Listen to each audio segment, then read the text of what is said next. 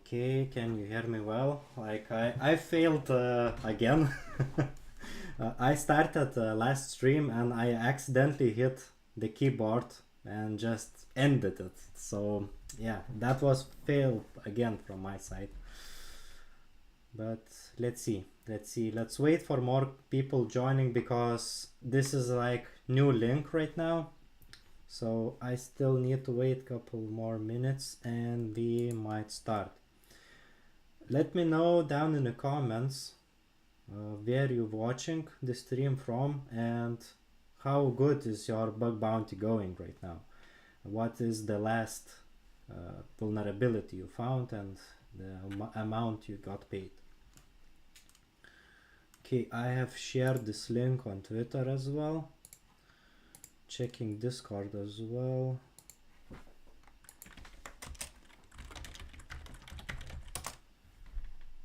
Okay.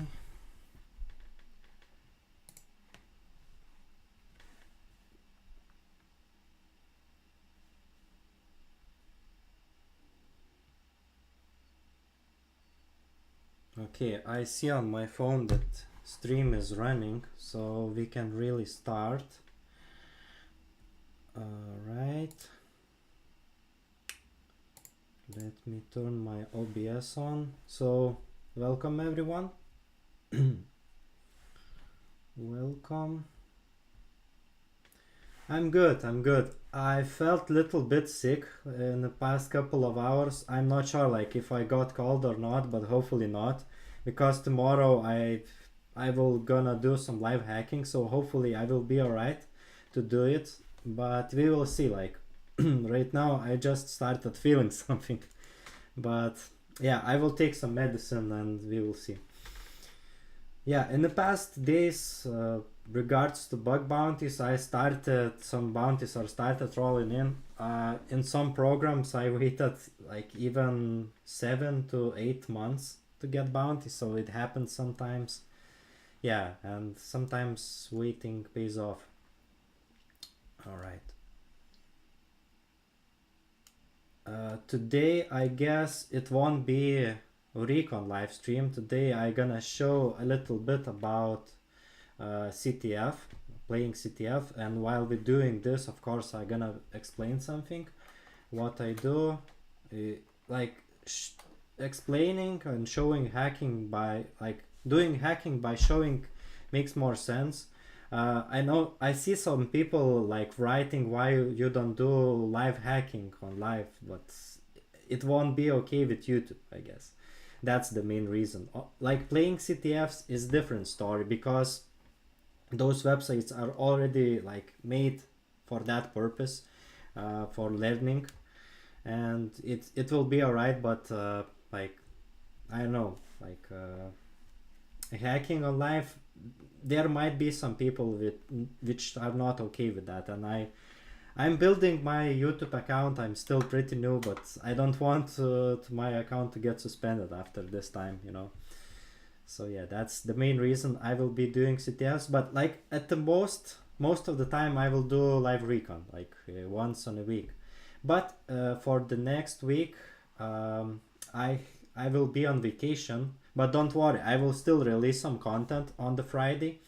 Just I won't be doing a live stream next Friday, but I have already video prepared for that. I will be releasing it next Friday, and my patrons will get that video today. So like there is certain benefits to becoming my patron, and of course if you want to support me, feel free to do it, because like I need to invest some money just for like video content. As you can see, like right now the video camera is okayish, but it's like laptop camera.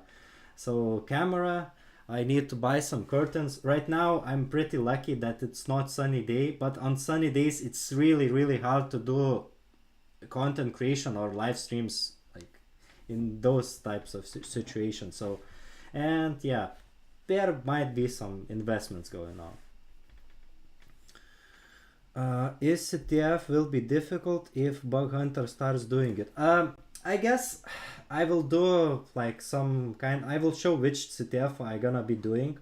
I guess on the stream we will decide like what we want to learn more, but like the main purpose right here is teach for the most beginners like about certain vulnerabilities. So it will, I think it's gonna be beginner friendly. I don't want this to become overly technical, since I want to be like a lower barrier to entry. But even like if you're not beginner, there might be some certain things what you will learn as well. So I'm not expert myself. I never claim that I'm expert. I do some googling myself from time to time, like everyone does. Everyone does have lack of knowledge in certain stuff. So but I will try my best. We will see. Like yeah. So yeah, I see more and more people are joining. It's quite a nice audience what I having currently right now. Hello for new people. I'm doing good. I'm doing good. Let me know down in the comments like the last bounty you got, like most recent bounty. What was that bounty? Even if you haven't got any bounty, just share your story. You can just write a couple of sentences. Just keep this chat a little bit more active, and we will start pretty soon. Like I just want like today I'm thinking to do like longer stream. We will see, like if people won't get bored, I could do a longer stream. The main purpose here is just hang out with my followers, and we will see. Like my main goal here is just to hang out with you guys and maybe do some hacking, answer questions, and that's it. Okay, I see one guy found reflected XSS accidentally. Yeah, accidents do happen. Yeah, I do find a lot of bugs accidentally as well, because like when you have some like trained eye, you will start spotting where bugs usually occur, and it's just, it will be very tempting just to like try backtick somewhere or just inject tags. So it will happen when you will be doing more and more hacking. It will happen automatically most of the case. Accidental CV, low priority though, import press, integer overflow. Oh, integer overflow, that's pretty nice vulnerability, yeah. My most recent set of vulnerabilities, like I found multiple ones, was race conditions on certain website. So yeah, those like usually you won't get too much bounty for those vulnerabilities, but if you find application which has a lot of those vulnerabilities could seriously add up. So yeah. Okay, so let me see. And last coupon code from okay, nice. So let's maybe switch my screen and let's start. Like today I'm thinking about hacking this CTF website. There are multiple CTFs. If you watch one of my videos about XSS WAF bypass, I used this website just to demonstrate some XSS vulnerability. So those labs are made by XSS Rat. He has nice YouTube channel and Twitter as well with large following. I do like some of his content, not all of it, but like some of this content are pretty good. So I guess we will be testing like XSS or maybe broken access control. I want to start with some easier bugs, like most common ones, and later on we will see, we maybe be testing other vulnerabilities.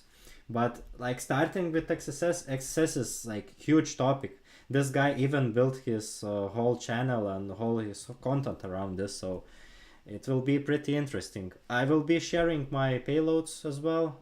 Maybe I will be googling on the go, so we will see. So yeah, okay. These labs by Uncle Rat are good. All right. So yeah, let's start maybe with I don't know, like reflected XSS. I already shown on some of my videos. Like let's start with get. There is solutions. There are a lot of labs already pre-made. So I guess simplest one, I always start by just injecting italics tag. It is not reflected. Let's see if I can escape it. Alright, so maybe it's not vulnerable. Let's see. Script, let's try script. Sometimes even though it you can't inject HTML, but you can inject this type of like directly. Maybe use this as additional. But I guess, yeah, this lab's supposed to be safe, so just in case we will find on this one, then we can report, but this one is intentionally not vulnerable. So let's start from 1, not from 0. As I have programmer background, so I usually I usually start counting from 0. That's the case. Yeah, that script tag was escaped. Let's see if I can inject. Yeah, I can inject HTML. Let's try using mixed characters probably. Okay, instead of, oh, I need to use alert function. That was stupid. Yeah, we just injected a JavaScript function, so I guess this lab is done. Let's see. Okay, let's try bypassing this one with the same payload. This payload is actually pretty good, but instead of alert I suggest just use prompt or console log. Console log is pretty good, but you need to log something, so let's see, utterly like this, but you won't see it straight away. I need to open developer tabs and see right here. Yeah, it worked. Sometimes it's good to use console log if you are testing out for blind XSS. So if you have custom blind XSS script, I suggest adding console log at the end and like writing POC by and your username like this at the end of your blind XSS script, because sometimes the treasures need to verify from their end if it's like that vulnerability is possible. So having this at the end of the script is a very good idea. So yeah, let's continue with others. We bypassed 2 of them. Let's see, let's try the same one. When you don't let's see, maybe try view page sorts. Let's try checking those. Okay. Oh wait, I accidentally closed everything, but luckily I know the shortcuts for that, so okay, let's go back. It was 11. Okay, so instead console log, let's use maybe confirm or prompt function. Okay, let's do some inspection and try to inspect right here. Let's see what's going on.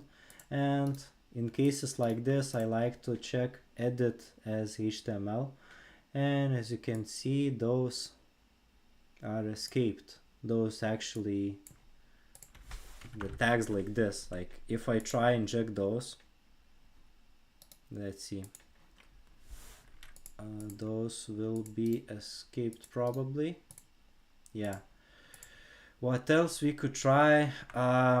If it's like injected in the HTML area using JavaScript like this alert will rarely work, because you ideally want to inject this only in areas where they expect some kind of URL or like path, something like that. So this probably won't work. Let's see. Yeah, it won't work. let's try maybe using other tags. Okay, italic tags work. So that actually means, but it only sanitizes, it will only sanitize script tag. So like if I use others, like I will try image, using image. Yeah, just like solo image tag. All right, there it is. Yeah, it is probably, yeah, it won't escape those two characters in this case. So let's try using event handlers, and event handlers on HTML tags are just like on error or something like that, like this, on error alert, and you need to cause error for the image. So let's use source equals x. This is like a generic XSS what you could try. Let's see, I will also try escaping the context in case there is some. So let's try copy this, and why it's not working again. Let's see what's happening right there. Okay, this time it might be doing something weird. Let's see, let's try one more trick. Let's try using tag inside the name of other tag. This might work. Okay, doesn't work. Let's see what we can do as well. Okay, so sometimes it could be as a puzzle as this. Let's try using like this, or maybe I will try without closing it, and without this one.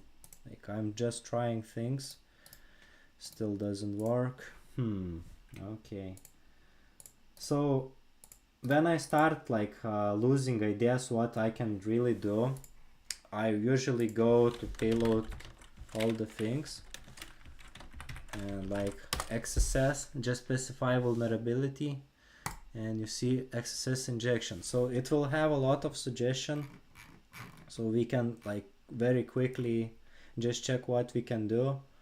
So we can try something like this probably. Let's do alert, but use maybe backticks. Let's see. Okay, what we can do here, let me check. Alright. Oh, right here there are a lot of like suggestions which you could use as base payloads. So like injecting tag as a tag, as my mentioned method, we can try doing this,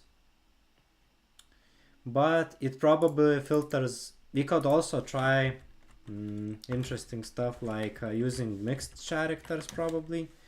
So let's use mixed characters like this. Okay, it won't work.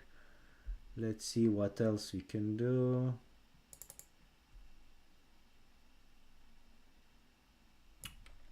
Alright, let's see this one. Maybe just use prompt instead of alert. Yep, it worked for some weird reason. I think it was just filtering alert. So let's try even without. Yeah, if I try using like this, it won't work, just because it might be filtering alert function. So like confirm or prompt might work. Yeah, confirm, like console log, or like even print function. Print function is pretty good. You can like, it will prompt you to print this page. So yeah, you can try using those like other functions. And the JavaScript could be very stupid. Like you can, like if it filters certain words like alert, you can still find a way to bypass it. Like, I will show you extremely interesting trick. So imagine the web application firewall is blocking this word, right? But JavaScript is so weird programming language, it's very weird, that it could actually do some like interesting stuff. I will show you one website, like it's called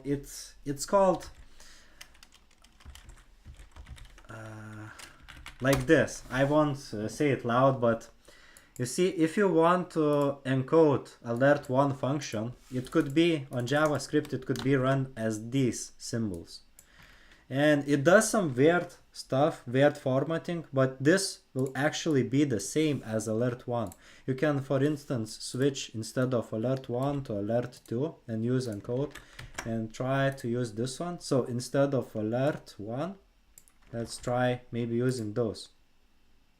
And as you can see right now, even I am using alert function instead of prompter and something like that, I still get alert. So there is the way how you can encode payment. Another way using a top function. So let me show you.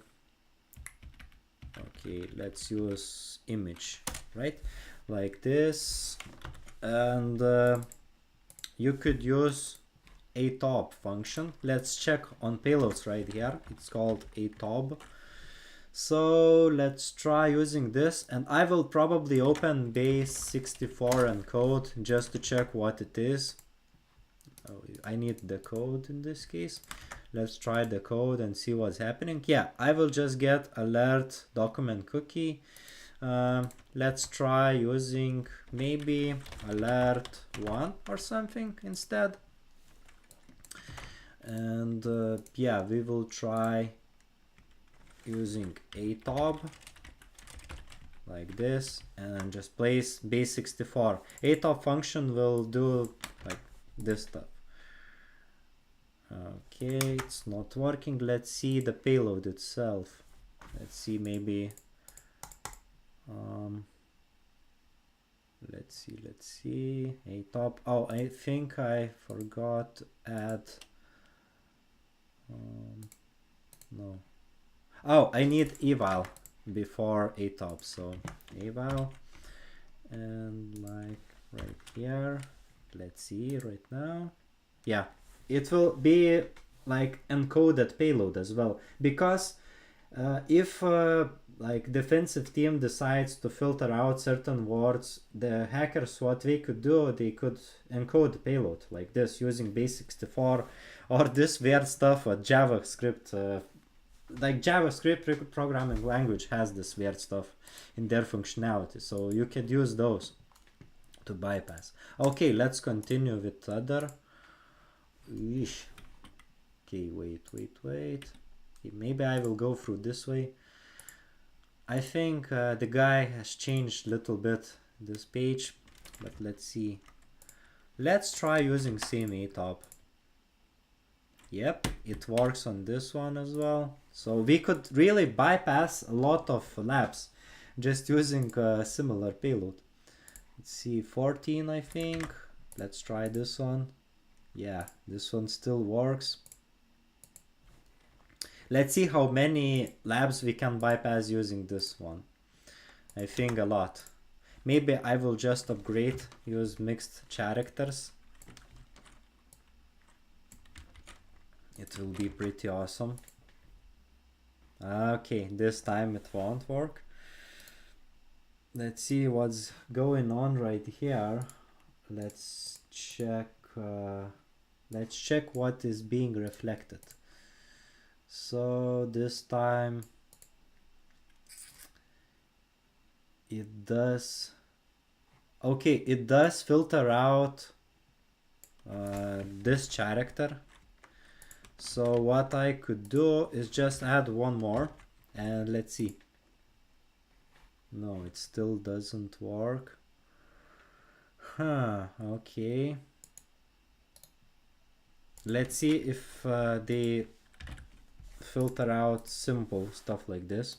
Let's see. Input field. no, I need inspect right here. Let's see on the list. Good job.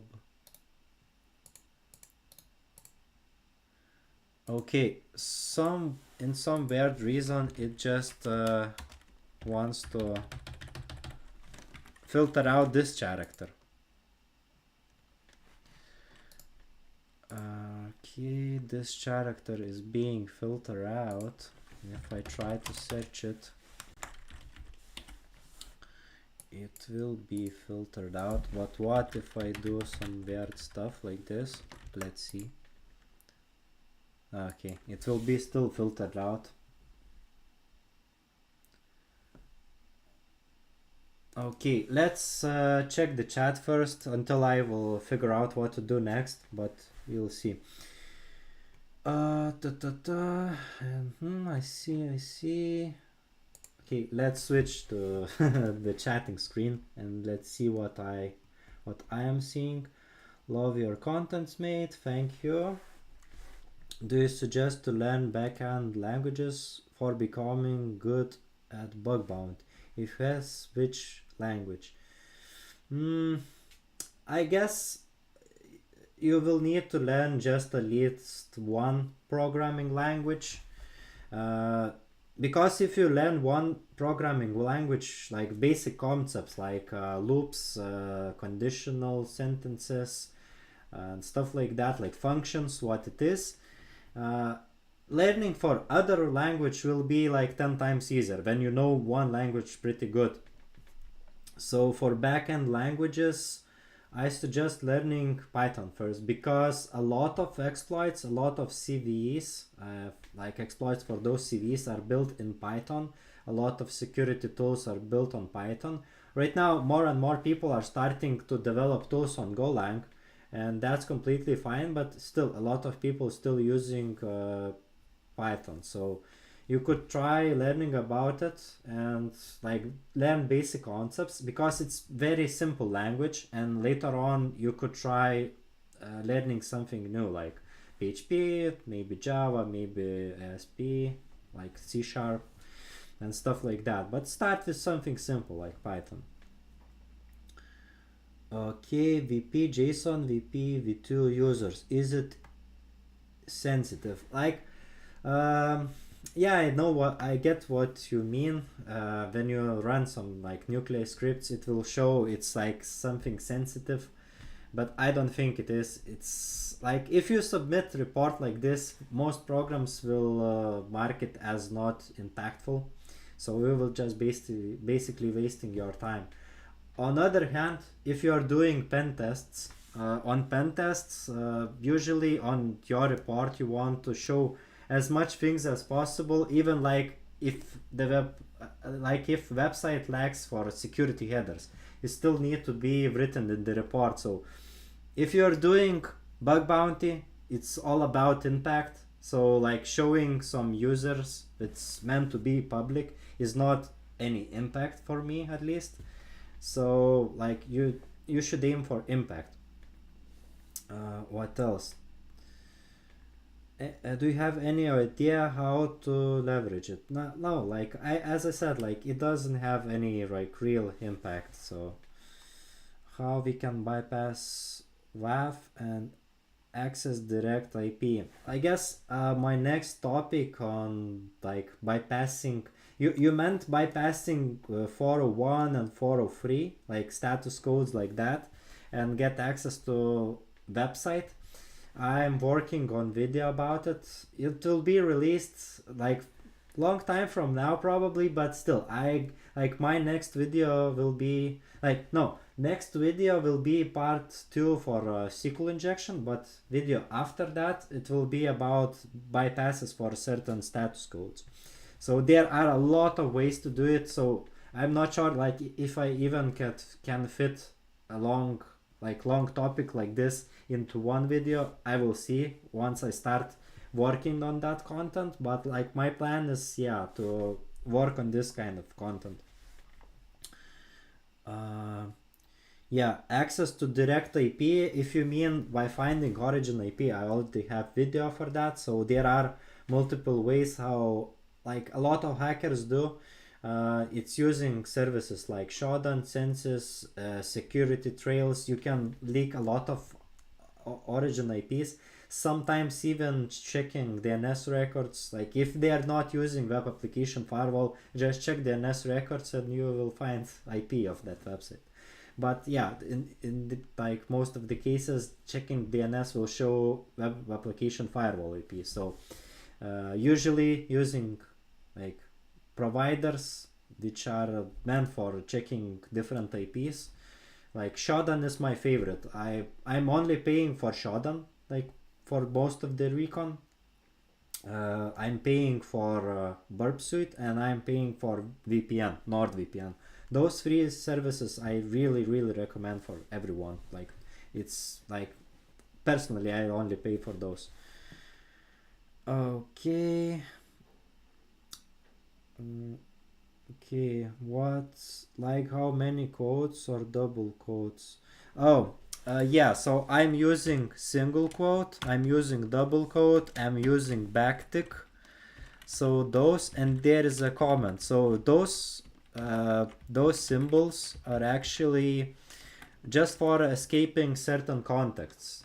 So, oh, I was not sharing my screen. Just a moment. Yeah, so I'm using single quote. Let me zoom in a little bit. I'm using single quote, I'm using double quote, I'm using backtick, and I'm using this symbol. All of those combined could really bypass a lot of contexts for XSS. So like if you use them combined, it will be served as polyglot to escape a lot of stuff. You can also additionally escape some certain tags like text area, like I don't know, like H1. It depends, really, it depends what is being displayed right here. So yeah, let me check the comments as well. How to bypass 403. Yeah, I'm working on video about that. It is like very big topic. I can't really explain in one or two sentences. Like there are a lot of ways to do that. So playing around with headers, playing around with endpoints, like injecting special characters either at the end, prepend, appendix, like doing a lot of stuff could like bypass the 403s. Even like switching IPs or trying different countries also could work. So I will show a lot of stuff like how to do it.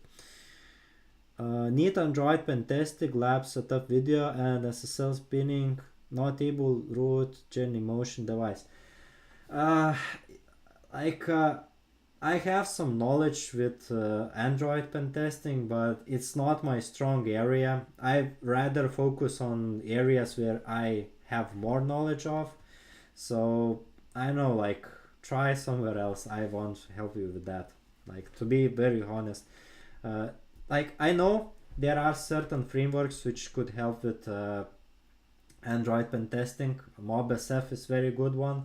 Genymotion is good emulator to use on. Some people are just using Android Studio and their emulator, but you can use like older Android as like physical device and just plug it into your computer, install ADB tools and try to configure proxy through ADB as well. So there are a lot of ways to do it, and I'm not expert on it. As I said, like don't ask about Android stuff. I will do mostly about web, maybe some like network testing, but that's it. That's my strong area. Okay. How you learn cybersecurity and how you learn if you are starting from the beginning? Yeah, that's the good question. It really depends on the person of their background actually.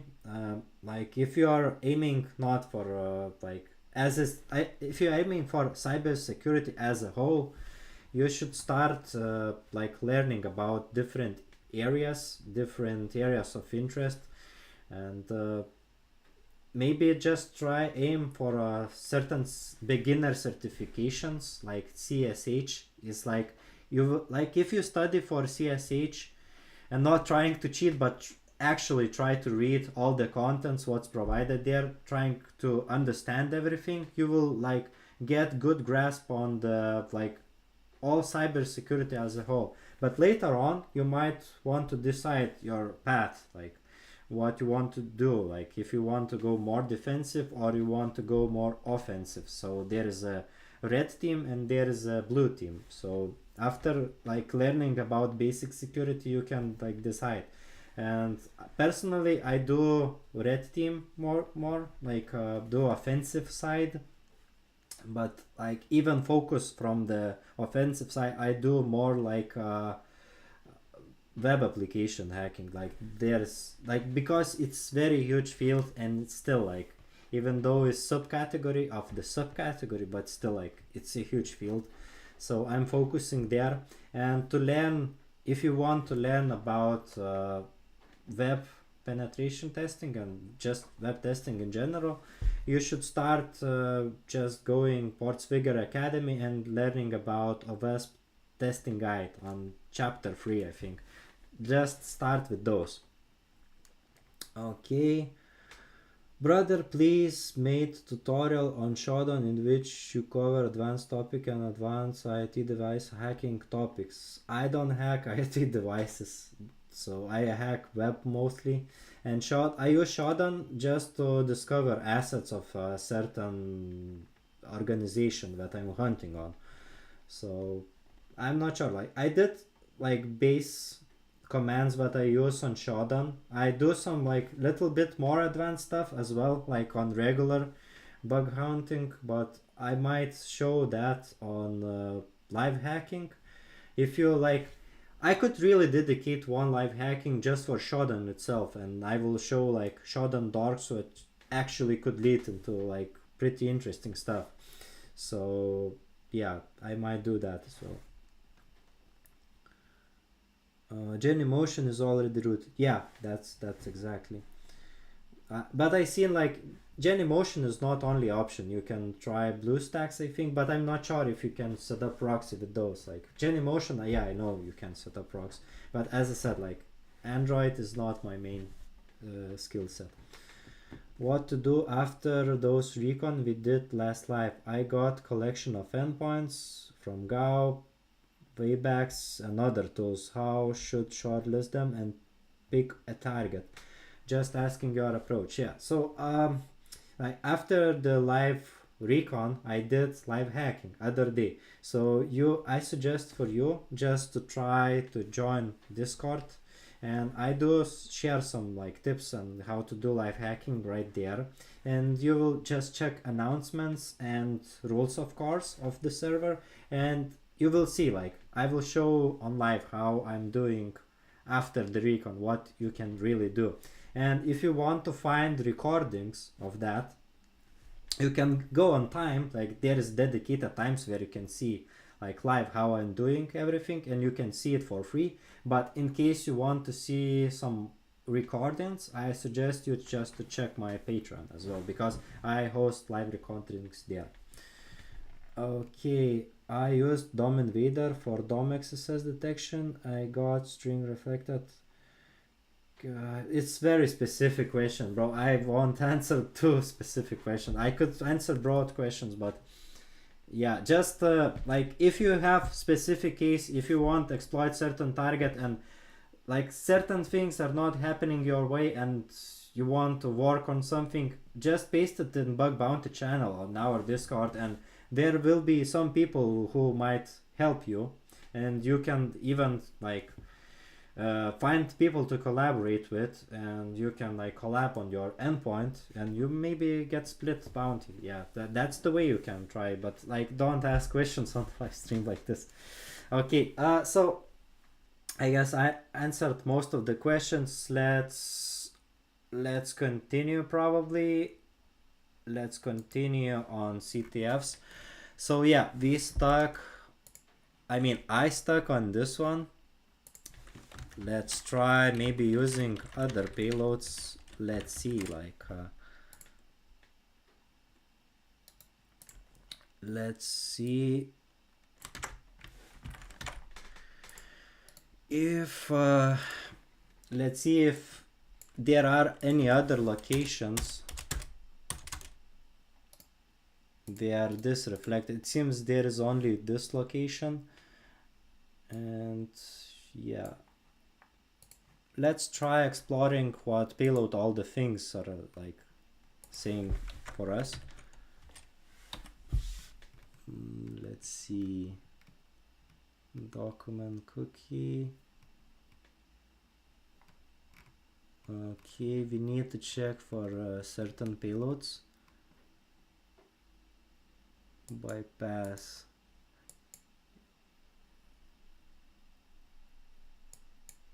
Okay. Oh, you see, this is not the same as this one. So we can trying this symbol. Probably. We will see. Let's try this method. Yeah. Okay. Let's see. Maybe try something simple as this. Let's see. Maybe not. Let's see. Is those actually work or not? Because there might be some stuff which is not actually working but is in the payload all the things. So I need to bypass block, like filtering out this symbol. So I'm just checking for ideas. Oh, there is some weird encodings happening. So using CTF. Okay, let's use this one. This one looks pretty promising.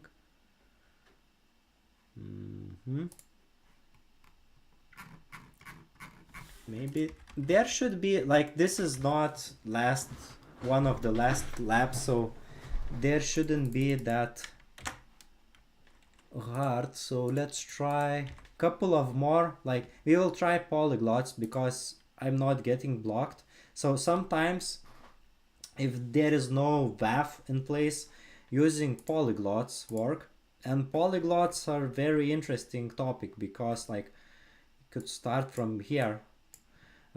It basically will uses a lot of escapes for many methods, and it will, like, at some point it will escape certain stuff on, like, HTML, and your function will be injected. So this polyglot worked, but let's see maybe 16th lab.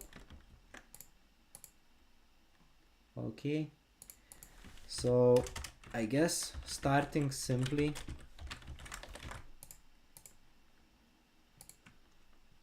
Right now is escaping this symbol, like this one. Yeah, so what we can try, let's use another polyglots. I think I used this one already. Yes.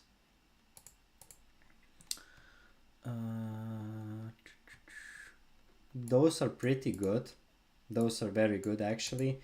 I recommend sometimes using this as an inspiration, if you, just in case you want to build your own nuclei template, or maybe there is also, like, on Burp Suite, there is a functionality where you can build your custom. I will show you probably. That's even better. Wait, maybe I could leak something. Let me check first. I don't want to leak something. Yeah. So there is a functionality on newer versions of Burp Suite. It's called, on the extensions tab, it's called bchecks, where you basically, you won't need to install plugin or write your own plugin. You can, like, create your own payloads, and it will work pretty similarly as nuclei, and you can later on use those payloads, like, when you are scanning your target. So bchecks is pretty awesome functionality. You should try exploring those, and maybe try use XSS on, like, that specific endpoint right here. And sometimes I tested them out and I found a couple of SQL injections this way, so it's pretty good. Okay, let's try a couple of more polyglots. Maybe JavaScript stuff like this, or maybe escaping comments. Yeah, this one at the beginning is also pretty good, escape. Okay. What we can also do, let's use burp suite, and I will show like one extra way how you can do it just by using intruder. So let's try AAA, YouTube, yeah, this one, and send it to intruder. And instead of AAA, I will add injection marker and just go right here, copy and paste. I think I don't want to URL encode those characters, but yeah, this one is in the URL itself, so probably I want to encode them in case if it's like post method and it's like this, and you are injecting right here. In that case, you won't want to URL encode, but right now, let's see what we can do. Not a blank line. Okay, sorry. Let's try using attack. And what I like to do is filter out by response. Okay. Response received. So there is different length of it. It's really hard in this case to determine which one will work. So I guess this won't work. We will try probably checking manually one by one is the better choice. Yeah, sometimes you have to do hard work like this.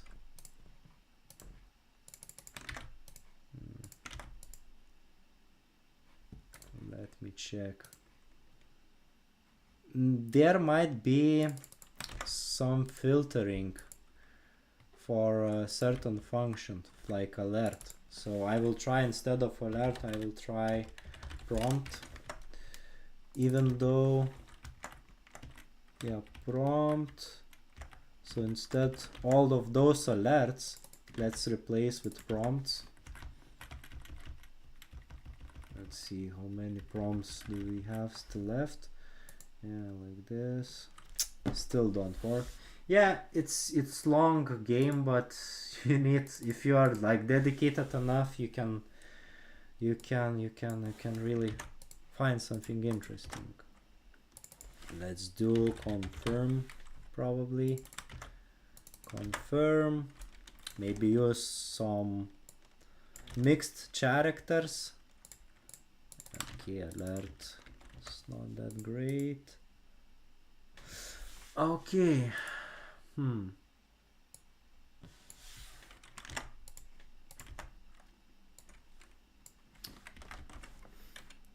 Okay, let's try maybe a couple more, and I will go back to the chat because it's sometimes it could be very tiring, but let's see. Let's try a couple others. Couple other polyglots. Oh, this one is interesting. It's using some kind of weird encodings. Huh. Okay. Let's see what's there. No. Brute logic. They have Knox XSS tool. Well, in some cases it works pretty good, so like they have pretty interesting polyglots, but I don't know, maybe instead of alert, let's replace with confirm. Yep. Yeah, this challenge is pretty interesting. I won't fight. It's the tough one. Okay, maybe we could also try using a top function like this. Okay, let's see what's going on here. It's a good idea to always check for what's being reflected. So yeah, it's skipping this character. Let's see. Bypass. Is there any other bypass for that or not? Is it or not? Let's see. Maybe try italics once again. It's interesting payload. Nah, it won't work. So yeah, I guess we will check it a little bit later. Let's go back to the chat. Let's connect again. And let's see, because I started seeing a lot of comments flowing in. How to set those templates in bcheck? Yeah, it's a good question, but there is actually, let me check. I don't want to. There is a good video on that by the creators.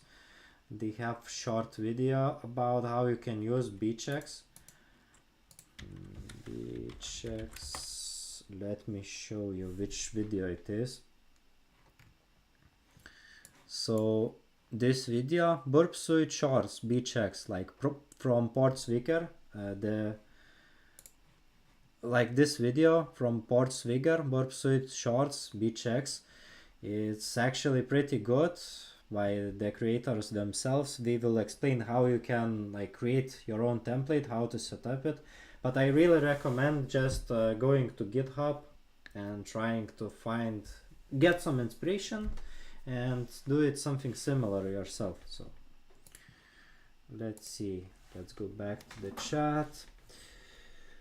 What about using HTML encoding? Okay, yeah, I might try using HTML encoding where I can get updated bug bounty checklist. Do you mean like checklist for a small target, checklist for like what things to do? I don't usually update it so much, like my checklist. I usually, when I go to the target, like I have some gut feeling where I should go first, but yeah, I will really update it nowadays. I shared my checklist on Twitter like just a long time ago actually, but it is a good idea. Maybe I will add some couple more of my things. So just like follow me on Twitter. I might be sharing in the future like some certain stuff. Okay. I'm unable to join Discord, saying it cannot accept invite. I'm not sure why I'm not able, because I see people joining every day. It's maybe the problem at your end, not at our server. Because I see every day, I see 2 to 5 people joining every day. So like it's not a server's problem, I think. Okay, let's continue. Let's try HTML encodings. Encoding online. Or maybe it's also a good idea to use CyberChef. I really like using this one. It's even better than this one. Like, you can also use Burp Suite, but CyberChef has a lot of functionality where you can like create some interesting stuff. So URL encode probably, and I will try URL encoding like this. It's not encoding anything, but what else? We could try. Let's check.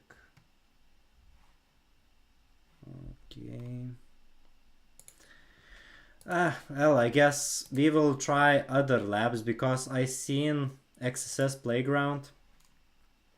This is pretty interesting as well. Like I checked reflected XSS. I don't want this whole stream to be only XSS, but we will try to switch to other place because I'm already spending on one endpoint too many stuff. If it's like bug bounty target, yeah, I will definitely spend a long time. Like I had some targets where I actually spent a couple of weeks or even months on like same endpoint, and eventually I finally managed to exploit. But it happens, it happens. But this is just a CTF and we are just trying to learn, so I don't need to spend too much time on it, you know. Okay, yeah, this one, HTML injection playground. So no filter means like this. Yeah, italic stack. Let's try basic, still work. But if we try script prompt, it's pretty basic payload. Okay, it seems it escapes this one. And there's good thing about this playground, what I really like, there is a tips. So basic filter is applied, try it using uppercase or mixed case. So as I mentioned, like you can use mixed characters and it will be pretty easily escaped. Yep, it works. So let's go to medium filter applied, bypass using different events handlers. So if I try previous one, this won't work. So it means I need to check other tags like image and probably use mixed characters. Let's see, image like this, source equals x. Yeah, it will display image, but I need use on error like this and prompt probably. This one is simple. Yeah, let's use advanced filter, utilize different HTML tags or special encoding techniques. Yeah, encoding is advanced stuff. So the prompt function, it will just, if I use mixed characters, it won't work. Let's maybe try eval a tob, and in there let's use base64 encoding like there. This will be our payload. Can't see right here, but let's see. Okay, it's escaping this one, so it means on error handler don't work. So just to check which handlers you can use for SQL injection, there is another resource where you can also use. So another resource what I like recommend everyone using is XSS cheat sheet. So yeah, this one is good, but I like using Parswigger one. They constantly are updating it. So we saw that image tag is not filtered out. So like there is tags where you can select on. So let's select image, like right here, and we will try all events and for all browsers. So when you scroll down, those will be your filter options, and you can see event handlers that do not require user interaction. So this event handler, we could try using this one, like here, alert, use prompt probably instead of alert, and this one haven't worked. Let's see others. There is also description. You have to pay attention to the description. So it fires after script is being executed. But if you notice on this page, it's not executing any scripts. CSS animation cancels. There is no CSS animation, so you should skip those as well. Before script is executed. This one might work. Let's try this one. Okay, probably not as well. Fires, then resource fails to load on error. Yeah, this is on error. What we probably tried, but it used this character. But I think on error is being escaped. Yeah, it's being escaped. So on focus, we could try on focus as well. But we haven't tried on focus one. So let's try with alert. Alert prompt. Okay, this one is not working. We could also try what's going on here. Well, it's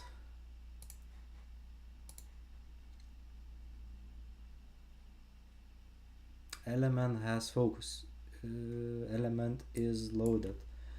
Well, this one might work. This one was not working because the element was not in the focus mode, but the element is being loaded after request, so this one could work on load. Let's try. Yes, but it seems on load is being escaped as well. Okay, scrolling at the end of element. So this does require some interaction. What the hell? Port swigger. CSS. Okay, we might try maybe using SVG. I will try using SVG. Let's check for those. Script executed. Before script executed.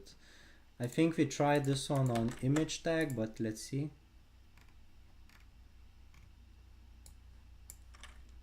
Let's see. Prompt.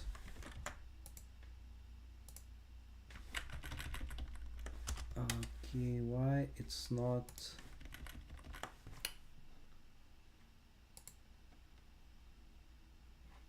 Okay, let's see. Okay, I will do just a little bit more of XSS challenges. I will try later on. I will try using like testing other vulnerabilities. I don't want to start with anything complicated yet because I want to be this like more beginner friendly. So just because of that. Scrolling at the end of the element. Okay, let's try this one. This does require some interaction. What? Maybe it does require some. What the hell? Page is unloaded. This one is weird. Let's see what we already tried. Animation cancel, animation end. Okay, let's try animation end, but there is no animation, so it okay, it have worked. I was wrong. As you can see, I'm not the best at like knowing client side stuff, but still, like, I'm just using the tools what already known by the public, so you can like play with around with those. You can use some crazy stuff as well, like copy tags for clipboard. So let me show you interesting stuff, like tag, and try to intercept burp suite. Turn on the interception proxy, submit the request, go back to the burp suite, and right here payload, right, So this tag one should be sent to the intruder. Let's go to the intruder, and on right here I could paste the payload. So as you remember, you can copy tags to the clipboard just by clicking this and use paste and just start the attack. And you will sometimes you can really filter out by the status code and by the length. So this is one of the ways how you can do it. But what you can also do, because right now when you like using intruder, what right now you're not seeing on action like what's happening right here. So what I really suggest you to do is like to create some kind of Python script and use headless browser. I recommend using like Selenium library, and try to do something similar, but just reading your payloads from some kind of payloads txt or something like that, and like you will be seeing everything on live, like how it's happening. So yeah, show solutions. Yeah, this one is actually the solution.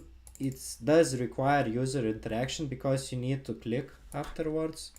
So if I use this one, you have to use click in order to. So if we are talking about from the impact side and from the threat modeling, if it does like if reflected XSS requires some like more than one clicks, the more clicks you need to do, the more less likely it will happen and the lower bounty will be. So ideally when you're doing research on this, you ideally want check event handlers that do not require user interaction. So this will increase your bounty like initially when you're finding access. Okay, let's explore just one more, just for like, let's give it 2 minutes and let's explore one more, and we will switch to other vulnerability because already it's almost, yeah, it's over 1 hour for XSS, and we will switch to another vulnerability. And maybe we will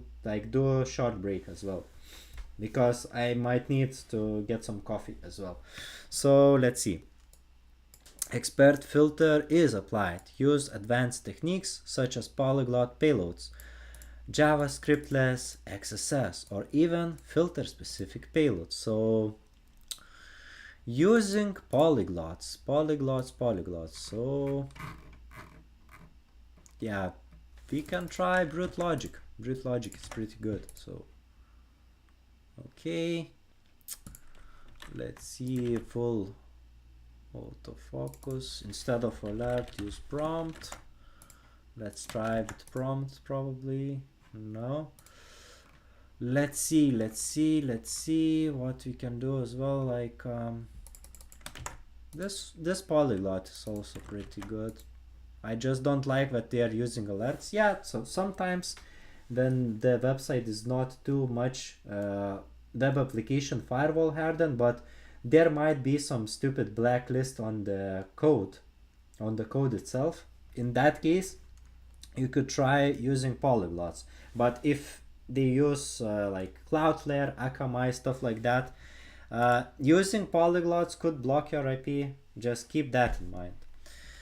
So okay, I guess I will answer a couple more questions when I do some short break, like 5 minutes or maybe 10 minutes, and afterwards we will continue as well. What's up? Okay, it's HTML injection lab. Yeah, it's HTML injection, but we were testing XSS as well, because it's like XSS is initially it's HTML injection, but later on you will want to upgrade HTML injection to XSS, and from XSS you will want to upgrade to even like more severe stuff. It could be SSRF sometimes, it could be account takeovers, it could be like even other stuff like leaking some secrets, like sending requests like instead of other users. So it could like the imagination is limitless. It really depends on the situation where and the context where you found your XSS. So it's a very huge topic, but I guess that will be pretty much enough for this time for XSS. Let's maybe continue for another bug class. Let's try IDORs. IDORs are pretty simple. Like I won't dedicate too much time for that, but after IDOR we will check maybe for other bugs as well. But like SQL injection could get very, I know, very tough, very like strange. Like, but some basics, yeah, we could cover that as well. So yeah, okay, let's keep this chat active. I will be back pretty soon, so just write in the chat what you are current, like on what program you are currently working on. Just don't disclose if it's private program, and yeah, just keep this chat open, and I will be back pretty soon. Cheers.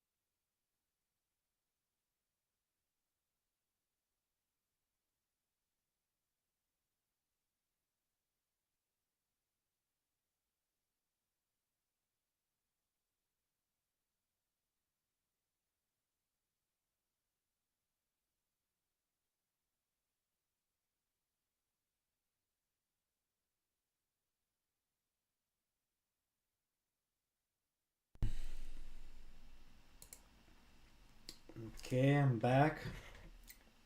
Just I gonna drink some coffee and we can start again. Let me know in the chat if you have any questions as well. I see still some people are viewing, so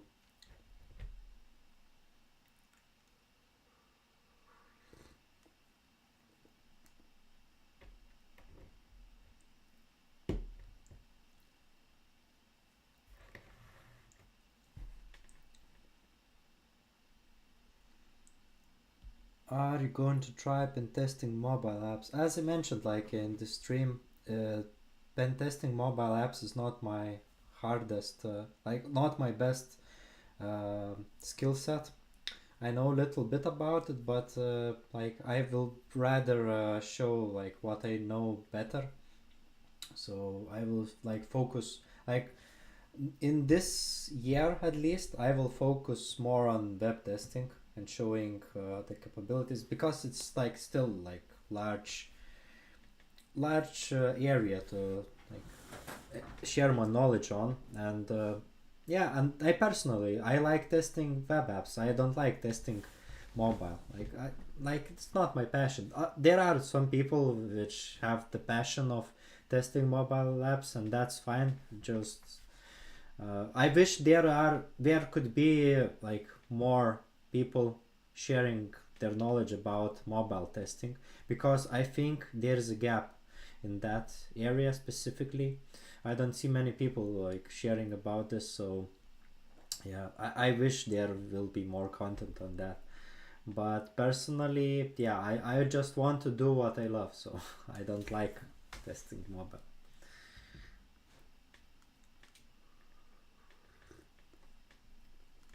Okay, let me sip some coffee and we will continue soon.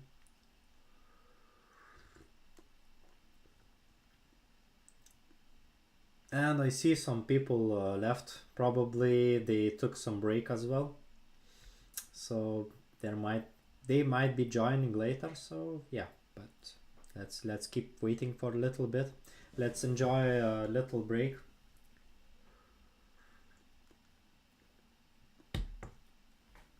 Okay.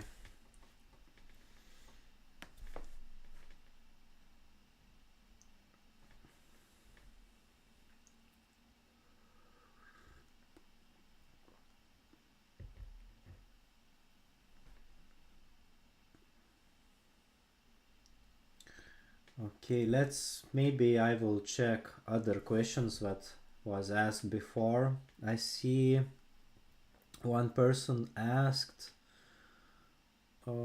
which graphics card is the best for Burp Suite. I have Core i9 with 32 RAM, but when I do scan with Burp Suite, it's not responding. Man, it's like Burp Suite. For to run Burp Suite properly, you need like NASA computer. Like even I have 16 RAM laptop, and it's very old. Like my laptop is extremely old, so just to run some scans with Burp Suite, yeah, well, it's crazy. Like my computer will crash 99% of the time. So that's why I'm doing a lot of manual work. But I guess I will try to invest in better computer. Like in 2 following months, I will probably buy some desktop computer, not laptop, and I will try using that just for Burp Suite, because I see a lot of people having success just because they're having good computer. I won't lie. They like for some people, yeah, it's like it's the secret sauce, and they have like extremely good internet connection and good computer, and they're just proxying all the requests from everywhere to Burp Suite, and on the Burp Suite they're doing some passive scans and they're finding bugs like this. But to process Burp Suite requests, you will need a good computing power. That's the reality, actually. Okay, hello. Is there free way for learn hacking, and what's the way to hack the phone, please? Um, like to learn hacking on website depends on what you want actually. So like for the phones, I don't know, like as I said, like it's not my area of interest right now, so I can't really give good advice on that, even though I have some experience about phone hacking, but it's not my top experience to share. So I'm not sure, like I forgot how it's called, but there is one Italian guy who has like mini course on that, but I'm not sure if it's free or not. I can't really remember right now. So okay, how do you approach 403 subdomain? I will release video on that because it's extremely big topic and it's very hard to answer that in a couple sentences. Somewhere in the stream I have already answered just a small like tip of the iceberg of that question already. So but I will be releasing video like in like normal format. I will explain everything step by step how to do. Maybe I will like do in the certain parts of it, like because I know a lot of people when they see status code like that they just skip it. Like I will do that sometimes. Like firstly I would focus only on like those areas which are more easier to do, and then later on I might invest some extra time if I see like a lot of bugs hiding in that program. I will definitely like invest more time even trying to bypass those status codes. Mac is good for bug hunters. Yeah, it really won't depend on the operating system. I used all the operating system, like all the main operating system. I don't mean like I used every distribution of Linux. Personally, uh, I just use like Ubuntu right now. It's I know, but I used Mac, I used Windows. Everything has their like good and bad stuff, but like if you can actually get used to one, and if it's okay to you, I won't judge people like for using certain operating system. If it works for you and if it does the job, that's fine. Like for me, I can use anything, like yeah. Does cryptojacking still work? uh, yes, I think. Why it shouldn't work? Can we set up VPS server at home at cheap price?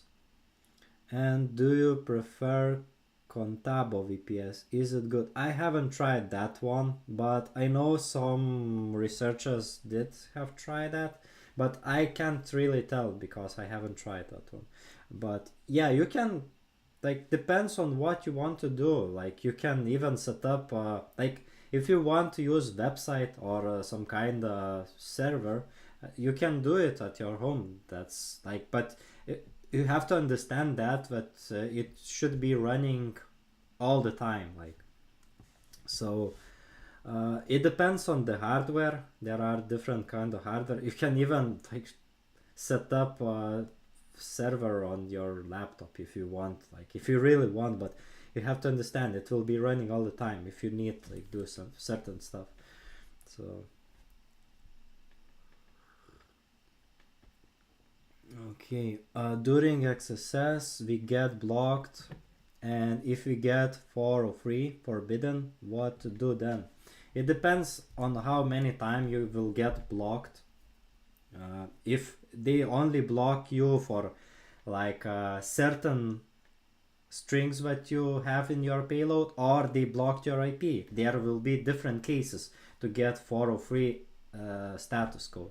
So if there is a case when your IP is blocked, you have to switch it. So to switch it, the simplest solution is use the NordVPN or just any other VPN service. Just switch IP and you will good to go. But if your certain requests are being blocked, so you have to understand what actually causes those blocks. Like what is there any strings that are being filled, like getting your blocks. You have to try like if word string if Word alert blocks, if Word script blocks your request. There could be like certain rules. People are making rules to block your request. You have to like presume what's happening behind the scenes to block you. So, but it could be other cases like probably you're sending way too many requests in short amount of time. In that case, yeah, it could also block you, because it will look to them as denial of service attack. Like it could look like that. So that's why they probably block your IP, or you're just sending a lot of payloads as well. So yeah. Does programming matters in bug bounty? I mean, in-depth knowledge. Well, I know there are a lot of hunters which actually don't know like programming. To succeed in bug bounties, you don't need to know a lot of programming, but it will definitely benefit you in the long run. So just like depends on really what you want to do. But if you like want to focus more on manual testing, and maybe like knowing little bit of programming may get you some extra vulnerabilities, so extra server side vulnerabilities. But if you won't know it, you can still find bugs, you know. So like, but like knowing just little bit of JavaScript, at least you don't need to know, let me rephrase, you don't need to know to program it yourself, but just understanding what's happening, like understanding what's written there, it's enough for you just to continue doing bug bounties. Like just understand the core basics, like on JavaScript, like about HTML, how it's structured. So that will be pretty much enough just as the start. But like you don't need to, okay, I will tell like from the programmer side, like I was a developer at some point, so you don't need to know a lot of like core programming knowledge, like design patterns, how to build classes, stuff like that. You won't need to know that lot, you know. You just need to know very, very minimal basics, base foundation, and if you want to learn programming. But you don't even need to do that as well. Just like you can hunt for simple bugs like IDORs. There is no need for technical knowledge to hunt for IDORs, or like I don't know, like business logic errors. So okay, let's see.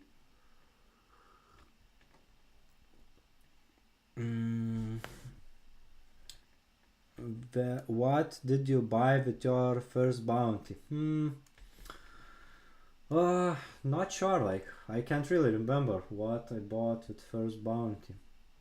I think I just paid the bills with my bounty. Now I don't know. Like my first bounty was $50, so it was nothing big to me. So I don't know. Like I haven't even like thought about it. Like I don't know. I will need to check my bank statement during that month what I bought.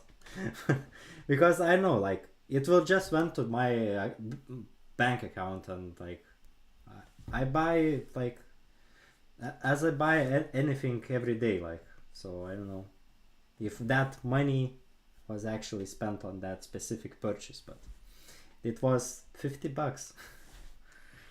For $50 you can buy 50 bounty chocolates, so probably it's a good idea to invest in bounty chocolates. Okay, Nahamsek and Jason Haddix, who is the best bug hunters? Well, Jay Haddix is very good at recon. He's like, his recon game is extremely powerful. Like he does a lot of stuff. Even I'm not doing that much stuff. Nahamsek is like very good at manual exploitation, even though he did a lot of reconnaissance on his YouTube channel, but his actual secret sauce is staying to one program for a longer time and like trying to understand ins and outs. Like he's trying to understand applications even better than developers do. Like even then employees do. Like your max goal is to try to understand program even better than like program owners. So if you understand it that good and you know at least some basics about vulnerabilities, you might start finding bugs eventually. You have to like focus on one thing. So he's very strong at focusing on a single program, and like, and he's collabed with a lot of good researchers. So I won't lie, I seen some blogs with like 5 people hunting on same program, and he was one of them. And if you work with certain amount of people on single goal, you will start finding bugs easier, like when you're working solo.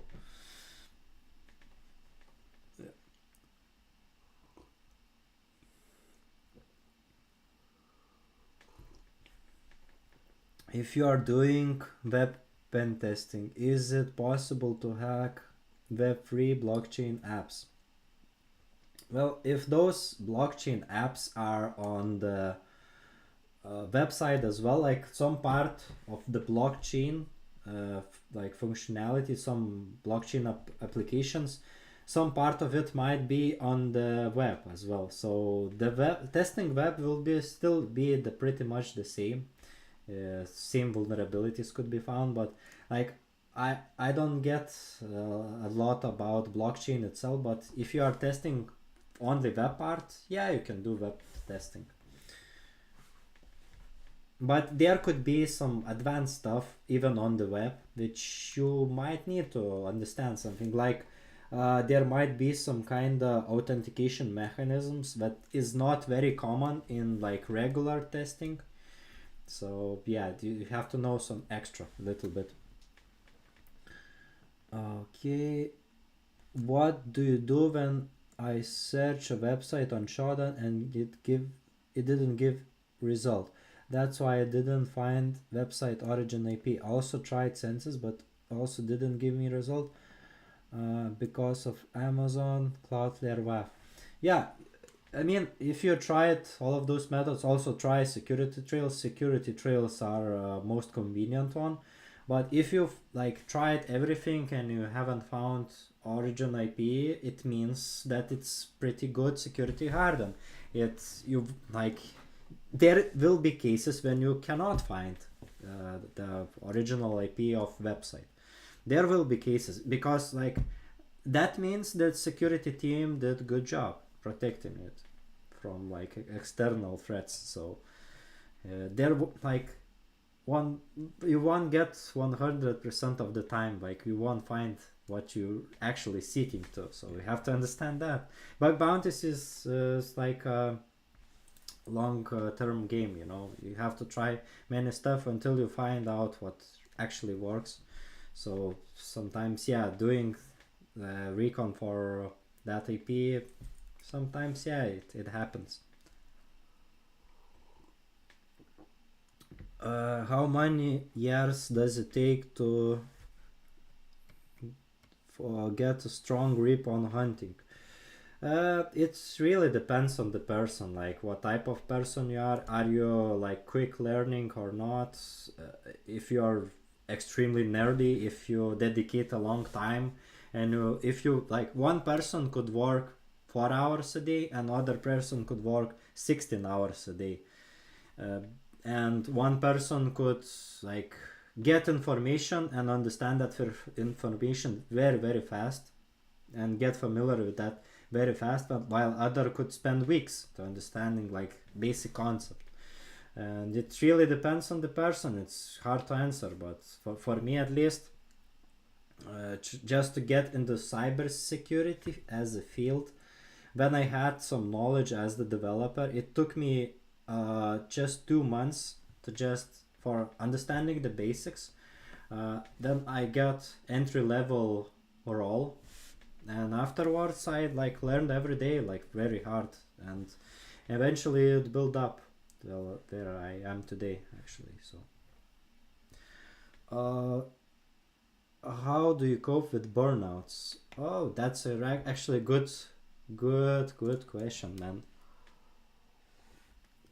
nobody talks about burnouts, and man, those are very common for like a lot of people in bug bounty. A lot of people are getting burnouts, and the truth is, what you shouldn't be too hard on yourself. Like hacking and bug bounties should be fun, and you should make it fun, and you should try to do what you actually like and what you are good at. So when you find your first bug, try to retrace the steps what you actually did and what led into that initial finding. And by finding the bug, what I don't mean like finding a duplicate. I mean finding valid bug which you get paid from. So if you like understood what you did right and what led into that bounty, you have to try to reproduce those like elsewhere or even in the same program. And yeah, but like burnout comes for doing stuff and trying other stuff, and like not getting desired results. Yeah, does happen. So like I know, I sometimes it's a good idea to take breaks, go on vacation, maybe go do some sports. For me, I mean, I do every day. I do something what is not hacking. So some people have some hobbies, some people do meditation. I go for a swim. I go to the swimming pool every day. So I like that. It relaxes my muscles. It relaxes my mind, and yeah. After that, I will be like extremely calm and I will go hacking. For different person it will be a different story, and the mental state for everyone is different, and causing mental breakdowns and stuff like that for everyone is different cases. So it's hard to tell, but as I said, like don't be too hard for yourself and try to enjoy what you do. Okay, message retracted. How do you keep yourself motivated and concentrated? Yeah, so like I don't know. I just for me, what it works, it doesn't mean that it also work for you. For me, at least, what it works, I like planning stuff, and I really like writing down like small plans, small to-do lists, like, and even trying to break down that to-do lists into like very small things that could be easily achievable. So like good example is like on the program X, try to like first day try to read documentation, first day try to understand functionality, try to get as many login endpoints as possible, try to get as many APIs as possible. So that will be a plan for the first day. For the second day, like try functionality, like try functionality X, try functionality Y, try functionality Z, and that will be as a like short step. And for each short step, sometimes from like testing those functionalities, there might be some subtasks that will also could be created. So I like to like update my to-do list constantly, and when I for me at least, when I complete either it's like extremely simple basic task, I get little bit of dopamine rush. So I will create simple, like as simple as possible tasks, and I will just do a to-do list. And that's for me at least, like simple stupid stuff like this works. But for you it might won't work, I don't know. Is Are IDORs good for beginners? Yeah, I actually recommend starting with IDORs and business logic, and later on with XSS as well, because XSS is a huge topic. So right now, let's give me 1 or 2 minutes, and I will try showing some little bit of access control stuff and IDORs. So yeah, let me have some coffee and we will start again.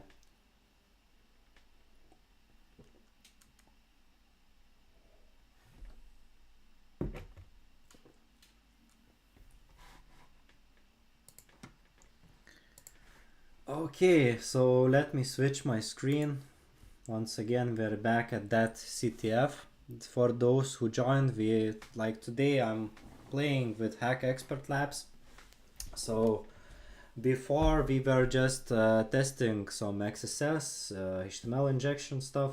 So I just shown you like couple of resources what I personally use, like not all of them, but payload all the things is the good stuff. JS blah blah blah is like good way to encode some payloads. I shown this as well. Base64 encode, I just use this for some atob function payloads just to hide from certain filtering functions.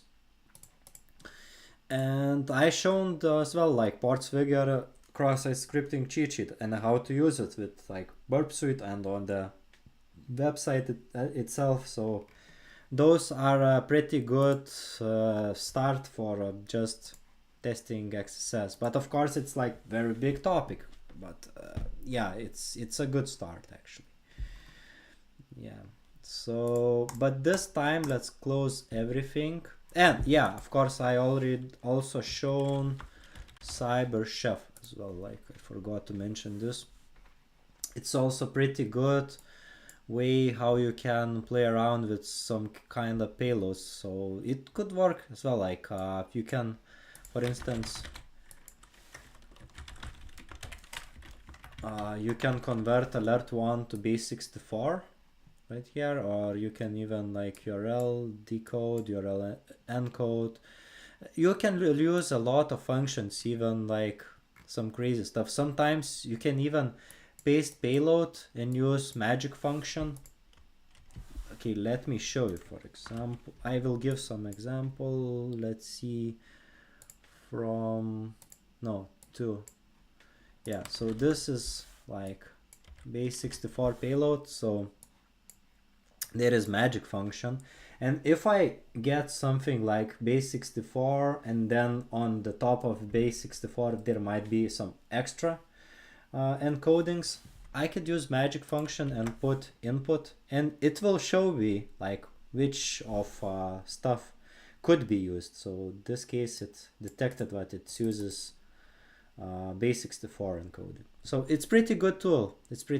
I might give you some like video or something like that about my like maybe the browser extensions and on the CyberChef as well. It's extremely good when it comes for cryptography.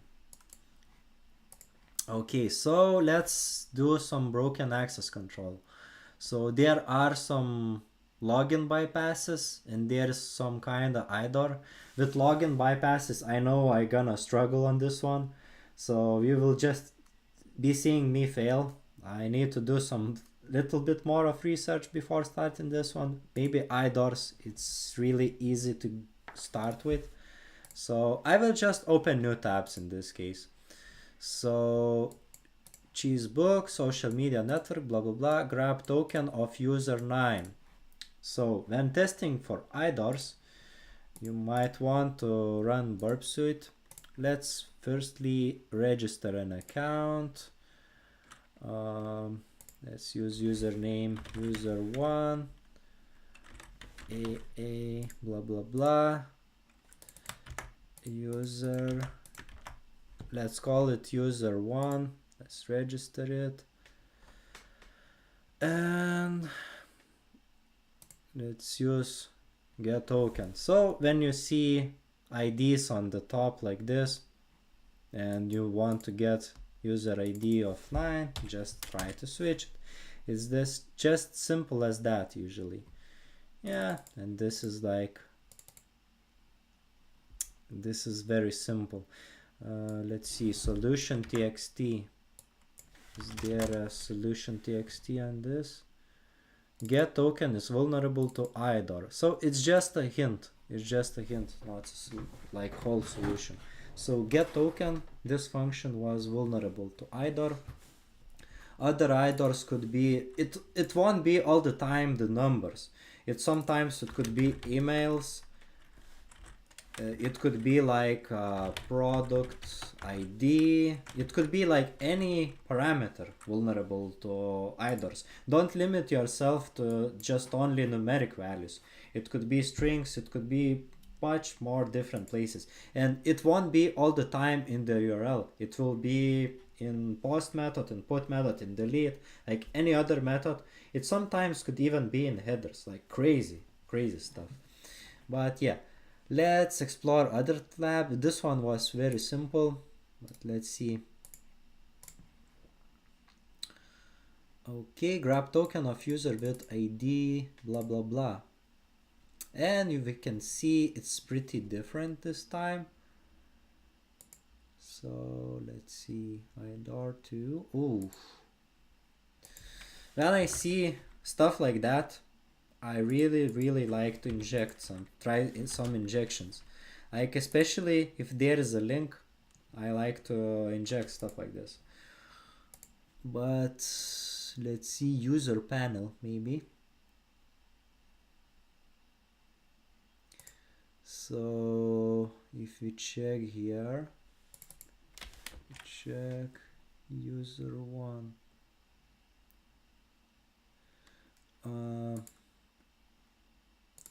Okay, user panel. Let's go to the user panel. Welcome user one. There might be some requests going on in the backend, so let's try checking them out. And maybe we want to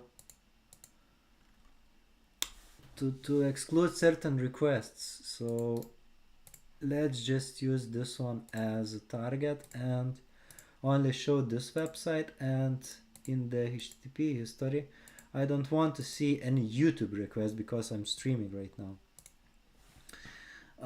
Okay, let's try. What I usually like to do as well is sometimes highlight from the request, just in case I will scroll down accidentally. So from this request on, there will be new request going on. So let's refresh the page and let's see which new requests are going on. So it just goes to the admin PHP. We could also try, the good idea to try IDOR and IDOR 2 lab and see what's going on right here. You see, this one's pretty interesting.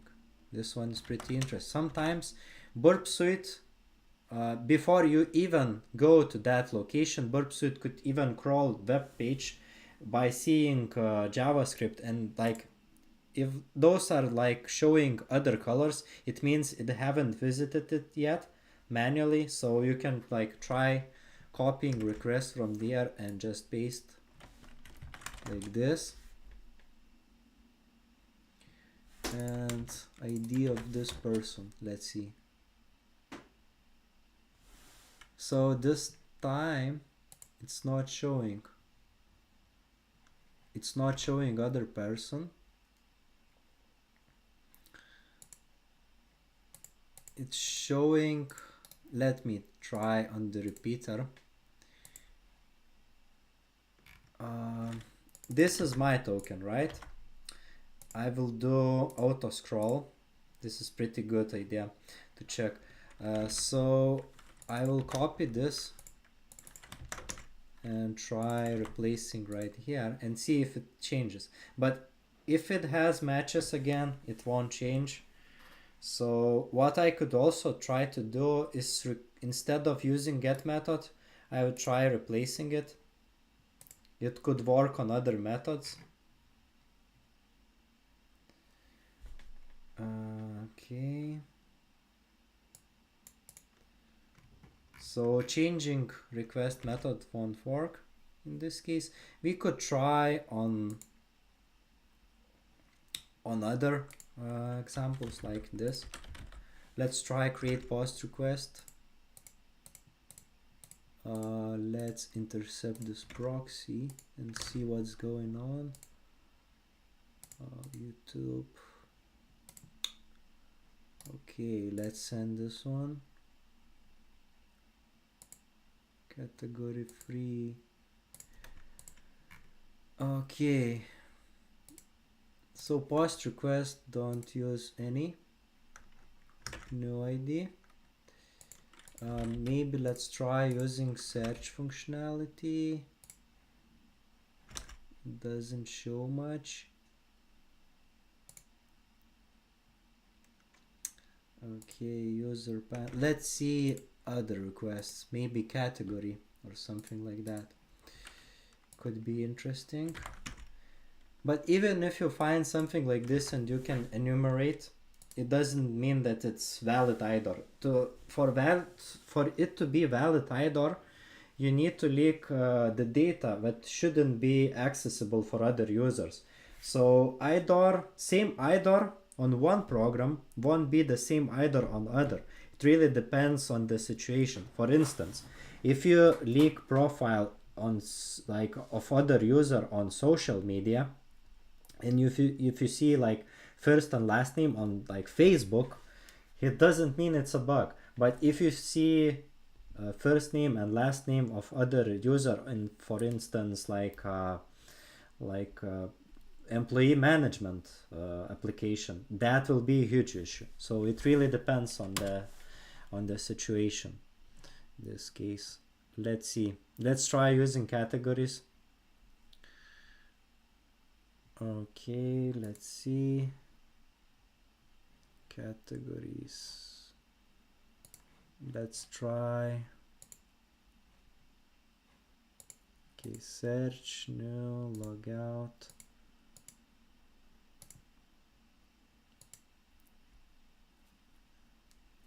Admin PHP. This one is pretty interesting. This one is pretty interesting. What is that endpoint as well?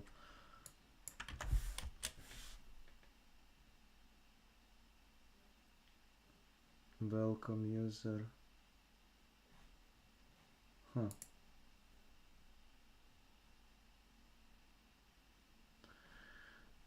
It looks like some kind of weird access control issue, because I think this admin PHP is meant for admin, but like I'm not sure. It's pretty weird right here. By Mr. blah blah blah. Let's see. Log out. Let's try logging out. Maybe there might be some functionality after logging in or registering. User rights. What? Let's try same user one.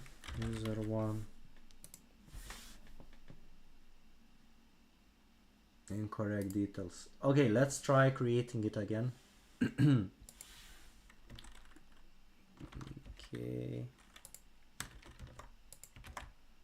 I will use user1 and password as user1. Let's register it.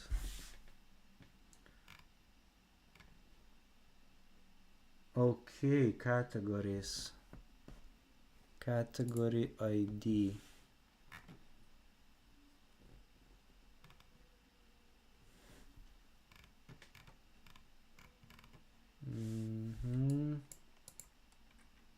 It's laggy a little bit. Let's see. We might want to look certain kind of categories. There might be some kind of categories which are not meant for regular users. So let's see. ATT no. Let's try admin again.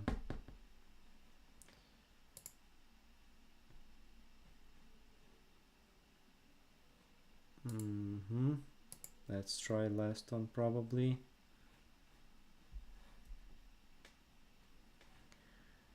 Okay.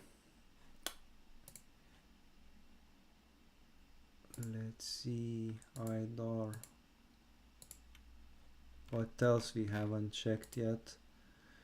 And these dots are pretty useful as well, because it indicates what is like new requests are appearing or something like that. So sometimes you can get access to other user by registering an account. So if there is a, let's see, let's firstly try to get username of this user. So user,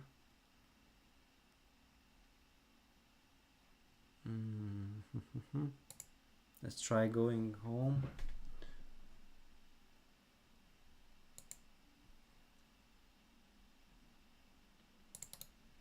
Let's check for what's being displayed here, because sometimes you can see the IDs even in the response, like just some ID, for instance. You can search for user ID here. Okay, but in this case it's not. Okay, I'm struggling too hard on this one. Let's check for probably solution. It's stupid simple, but let's see. Maybe the lab itself was not made correctly. Get token is vulnerable to IDOR. So it means the same stuff what we tried before. Get token, like this one, should be vulnerable. So let's try copying this. It should be vulnerable too, but last we tried it was not actually, because it was showing this token.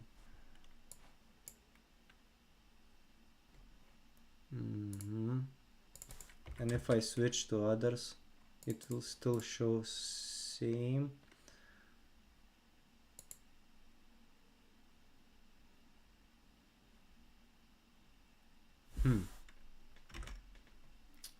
What else we haven't tried? Yeah, we tried switching to post method.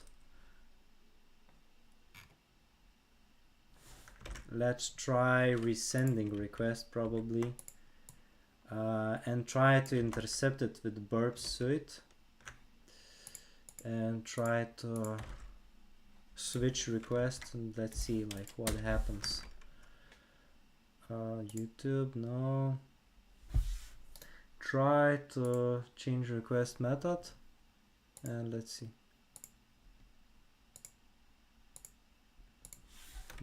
Let's see. It is not shown to us, so that's pretty weird. Maybe try put method, or maybe try others like options. Not options, head. So yeah, its head is only showing this one, so it won't be that good. User equals. Okay, so what else we can do? This is our token actually, so does they accept stupid stuff like this? Nope. Oops. Let's remove this. But it should be very simple, but I'm doing something wrong right here, and it happens when you do CTFs. That happens actually. So yeah, it's pretty weird. Maybe. Okay, IDOR with post actions. This one is because we are trying to learn here, and I don't want to waste a lot of time. So let's try with post, because IDORs could be on the post method as well, so I wanted to demonstrate this one. So let's see, like let's try registering user 1, user like this, post IDOR. So this is post of user 2, hello from user 1, another message, blah blah blah. Okay, let's try checking post IDOR. This one is new, 1 PHP. what's happening out here.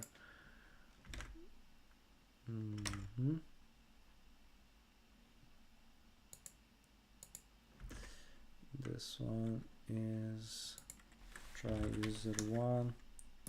Am I using proxy? Yeah, user 1. Let's try. Okay. Okay, ABC, create. Oh, it's pretty weird because every time it uses same endpoint to do everything. It happens on some programs, so this one is registering. Let's try to indicate if there is a possibility to inject IDOR somewhere. So let's try using as much functionality as possible. Hello from user. This is paused by user 2. Can I delete it? Yes. So post index. Let's try switching to other index. This could be indication of post method. Let's try refresh it. Yeah, like I'm not sure if it's like intentional or not. It's pretty hard to understand on this one, but basically the IDOR is right here. Post CRUD form, yeah, because only location where you can truly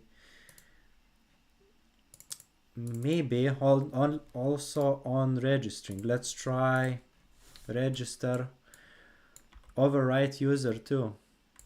Let's try overwrite user 2. Let's see if we can log in as user 2. This one. And try to create post. Yeah, there's also another IDOR on like register function. This rarely happens, but it could be some possibilities if no normal validation for username is. But usually when people are exploiting like username and password overrides, they use like this won't be the case, but sometimes we are trying HTTP parameter pollution. So instead of username equals blah blah blah, first time we will write normally, and next time we will use same parameter, but this time it will like bypass some restrictions because it will send multiple same functions. So yeah, this one is pretty interesting way to how sometimes you can exploit if there is no protection for parameter pollution. Yeah, so there is I've shown like simple post IDOR and some like IDORs on like regular get methods. In this one I actually stuck, not sure like what I was doing wrong, but there will be some cases. Okay, there is be some cases where you can actually find IDORs on UIDs.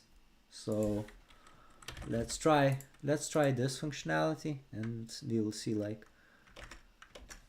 where is the IDOR actually going on. So let's see our target, cheese blocks. Not sure if this, yeah, cheese blocks, this should be this one. ABC, maybe try new post, ABC.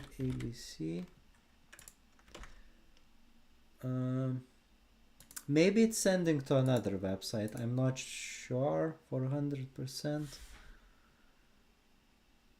Because, okay, I will cancel this, cancel please.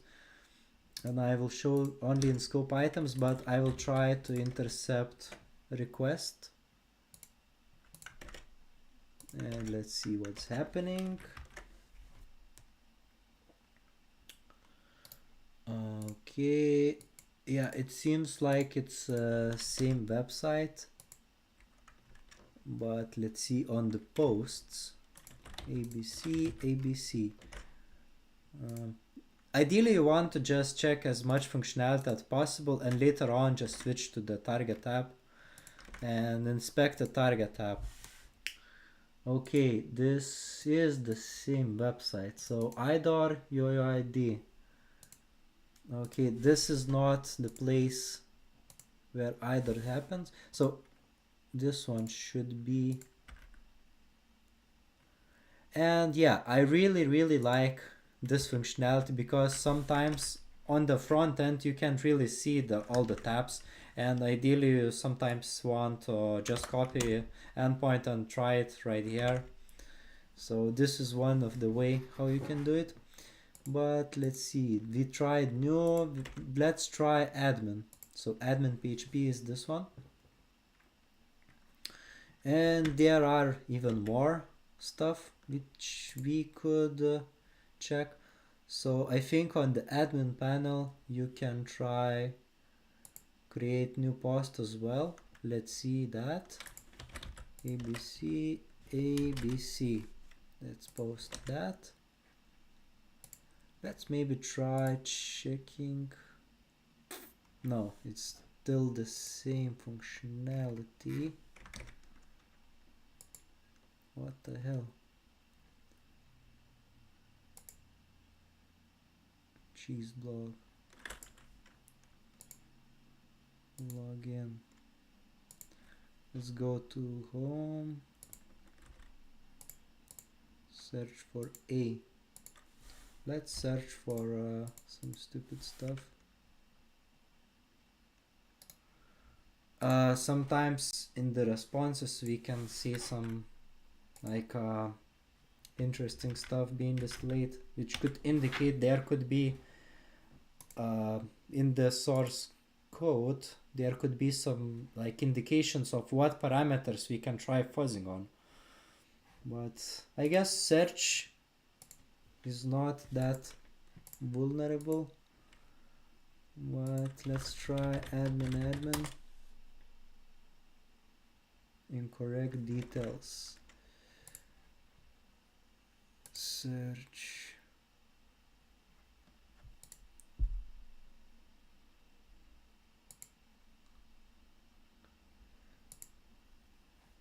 Okay, this one is pretty new. We haven't tested this one. Can we access admin?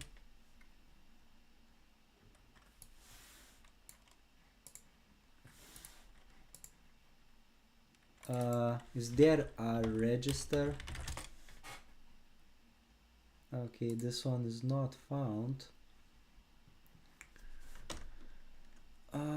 Index. Let's check index. Index will be just home.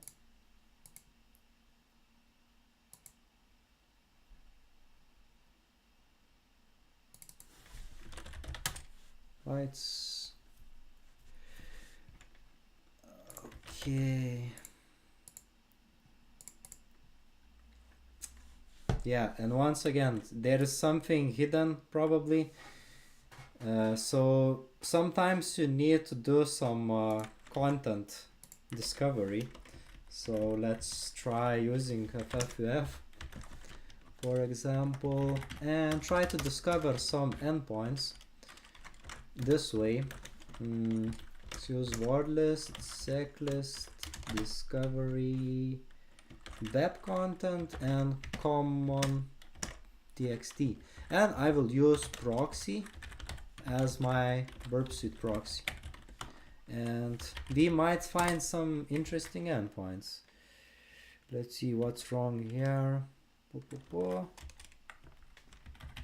Maybe proxy doesn't exist. Let's see. Yeah, .x.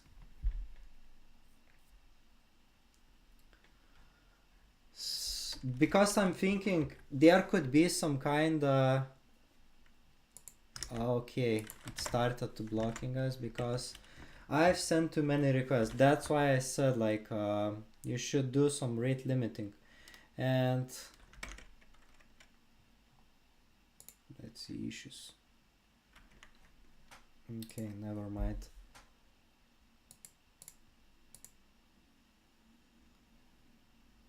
Okay, login, logout. I know this one is pretty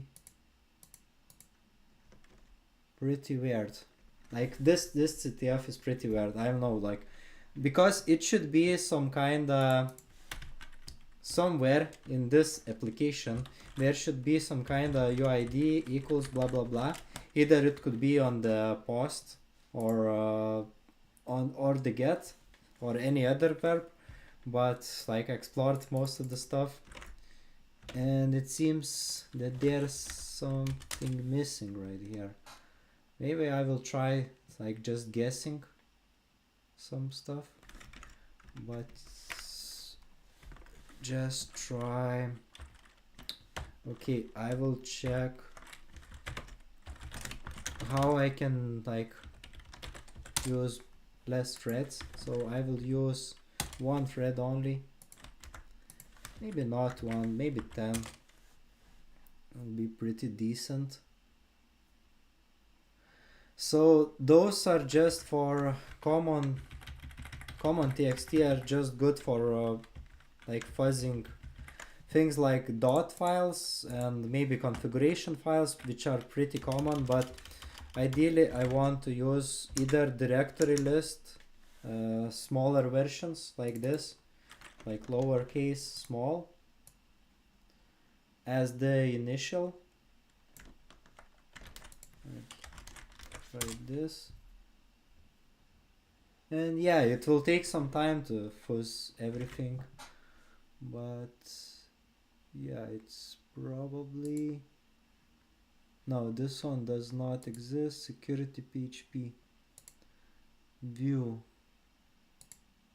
header.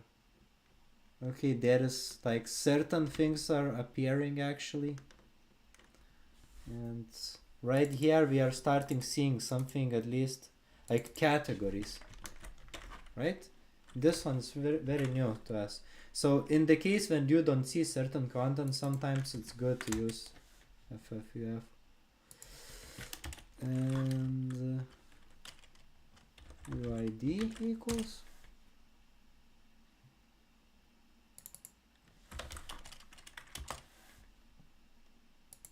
I don't know parameter right here, so what I could also try doing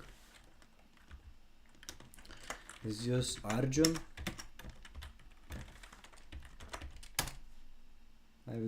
I will just use default word list. Some people are use even like chunky ones, bigger ones. So yeah, it takes some time in this case, but I'm pretty sure it's much simpler than this. But when Arjun won't work, I will do the same with FFUF. So instead category, I will use fuzz and use some kind of word list. So I will use sec lists once again. Discovery, maybe, let's see, web content, and I use directory. I want to use the same one. So, oh shit, I want to use, oh come on, I would use manually like this. And additionally I want to filter out size of this one. So there is actually the way how you can fuzz parameters and fuzz content. Of course you want to be careful and use less threads. I guess 50 will be okay, but yeah, this way you can discover content and you can discover some parameters. Footer we haven't checked it yet, but let's see. Footer. Okay. Let's use index page. Let's try login with maybe admin.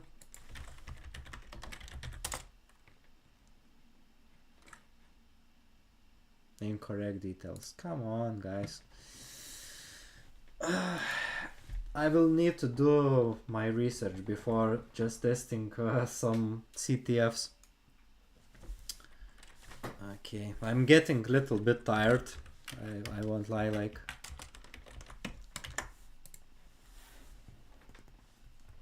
Doing some kind of IDORs like this makes me tired.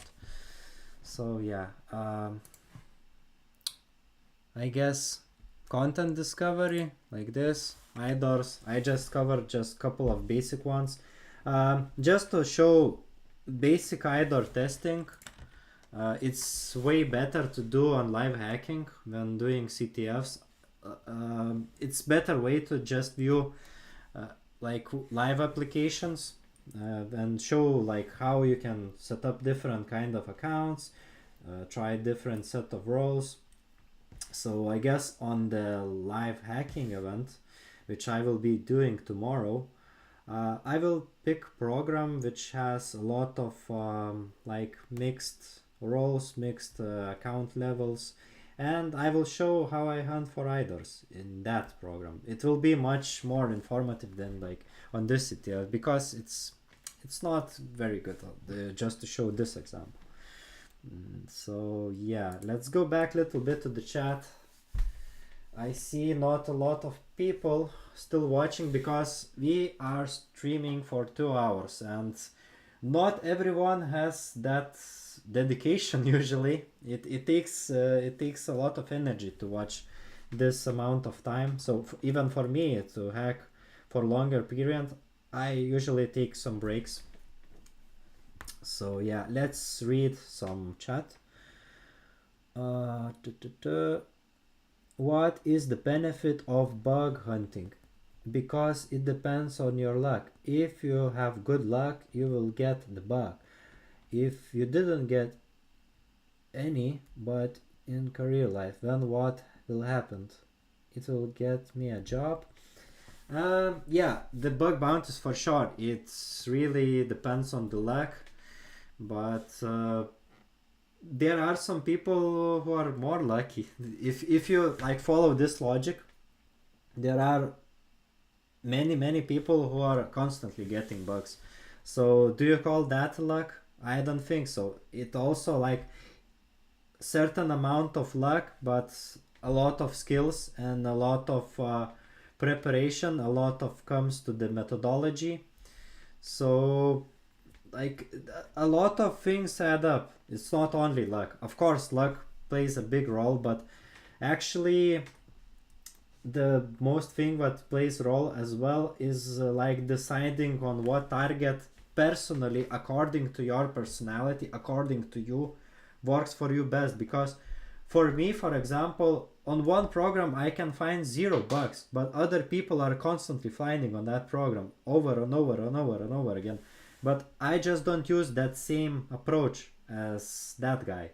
So it's really like hacking style differs from person to person, and one hacking style might not work on like one program and might work on other.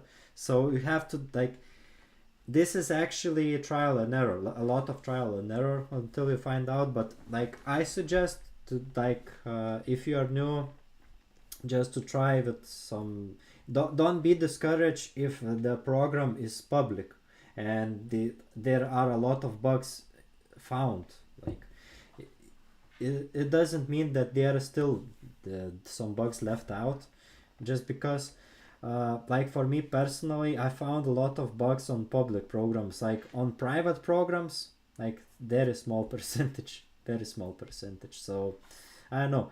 And sometimes yeah, you can do some Google dorking as well, like to find some hidden programs, quote unquote, because those hidden programs will have a lot of people which haven't tested them, and there will be a higher chance. Basically, bug bounties are just playing against the odds. Sometimes it could be like that sometimes, and it is like very emotional as well, because a lot of people are discouraged by certain programs just because how they treat researchers. So if like person X starts testing on program X, and if the trash team will treat them very poorly. They will not continue testing on that program. And there are a lot of programs who treat researchers bad, but it means on those programs there will be a lot of bugs because nobody's testing them. So that's like a little bit secret as well. Okay, so CTF help hunter for bug hunting or spend on CTF is big waste of time. Well, it's not big waste of time. It depends on how you personally are. Like if you're very new, like CTFs, it's like a training. But you can do training on live, like on hacking as well. So you can do train your skills on VDPs or bug bounty programs. But on bug bounty programs, you will see less bugs. Like I know, like 4 or 10 times less bugs on like compared to VDP. So it's just like a training ground. You can like go straight into war like with your gun without training. You can do that as well if you're looking to do that, but you can do some training as well before that, and it's completely fine. It's up to you. Like if you want to go straight into like battlefield, feel free to do it, but if you want to get some training, you can do training as well. Like it's up to you. Like I don't think that it's waste of time. It will be waste of time if you are spending that time like inefficiently, and if you are like playing with CTFs, if you already know that topic. So I think that's is waste of time. But if you're learning something new every day, so it's good. I don't see like it really depends on your knowledge still. Tips on getting first bounty, please. So yeah, I mean it's just depends on the person as well. You have to pick the one program which is like you're most familiar with that product that they offer, and like it will save you a lot of time. And yeah, just testing that product which you have the most familiarity and you personally use will like help you a lot in the long way. And also focus on one program for a longer time. Don't do monkey hopping like from program to program. Don't do that. Like when you're starting out, you should like focus, like focus a lot on like single stupid stuff. And like if you spend enough time, you will like the bugs will start appearing. But you need to try to understand how everything works and try to understand something hidden, like which other people might haven't tested. And by something hidden, I mean like trying to get some, like if there is program and if it offers certain products, try to check if there is any product which is not like shown on the first website. It might be shown on the docs.